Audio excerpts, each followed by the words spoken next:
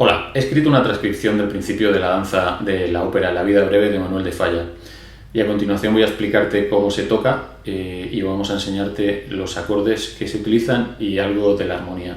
Es un arreglo muy sencillo para poder tocarlo en un nivel iniciación intermedio. Espero que te sirva.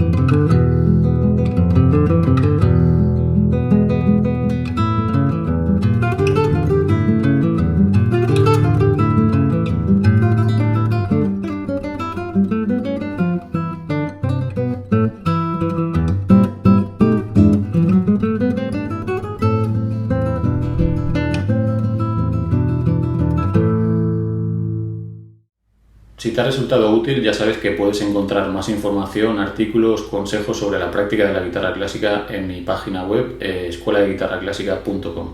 Te espero por allí.